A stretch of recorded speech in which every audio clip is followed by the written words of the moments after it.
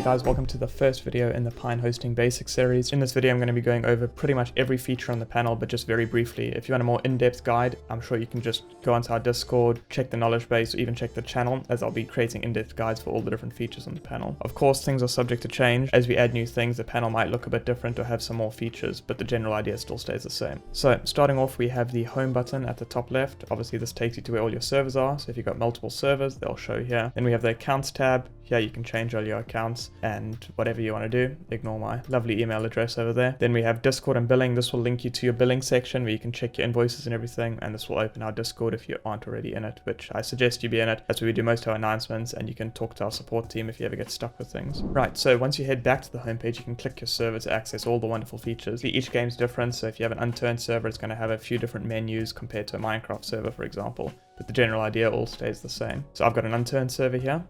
As you can see, we have access to console. So this is where you can start your server, restart it, stop it, check your players, and all the system usage on the server. So I'll boot up the server now just to show you.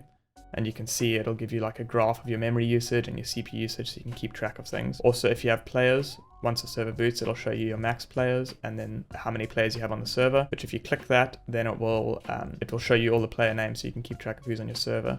And of course your IPM port, which you might need to join your server. So while that boots, we'll move on to the next menu, which is file management. So if you know what you're doing with files, this is the perfect place for you. This is where you can handle everything. You can go into your server files here. Obviously the server hasn't booted yet, so it hasn't generated all the files, but you can edit your files just by clicking it, and you can upload files, change the names of them, move them. Everything can be controlled through this area, which is really nice. Next up, we have databases. So any plugins that use databases, this is where you'd go to create the database.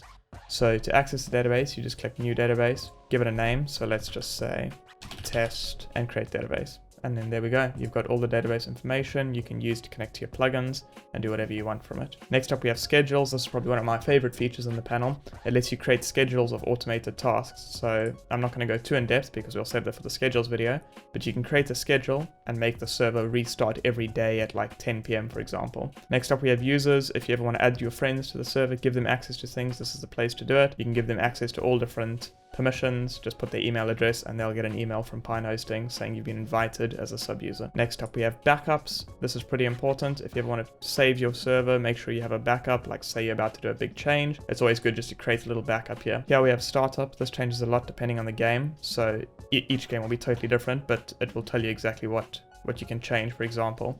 So the things we can change here will not be marked with a read-only. So read-only things are set by us and you can't change those. But if it doesn't have a read-only, you can edit it. So for example, if you want Rocket Mod to not auto-update, all you have to do is change that to a 0. It gives you a description here anyway, so it's super easy to understand. And same with unturned update. But obviously this changes per game, so like on Minecraft, this is where you'd set your jar files. Next up, we have an unturned specific feature. This is probably one of our most proud features. This is our workshop installer. So what you can do with this is simply click add workshop and put in the link to a few workshop mods and click install. And then boom, the mods are instantly added. And as soon as you restart your server for the next time, the mods will be installed and you can easily remove them and manage them. So this is our one-click workshop installer that everyone loves. Next up, we have plugins. This is obviously going to be different per game, but the general idea is you can click to install a plugin and click to uninstall it.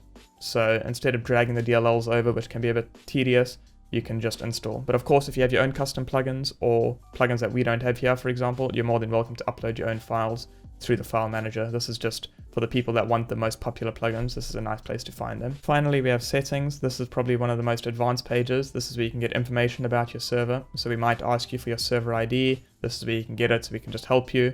Shows you the node you're on, which is also helpful, but that is shown on the console area. You can reinstall your server. So if you ever have a bug, you might want to reinstall everything. A good way to do that is deleting all the files in File Manager and then clicking reinstall. It'll give you a nice fresh install. Server name is what you change on the panel. This doesn't actually change the in-game server name. This you can set to like my epic server number 1.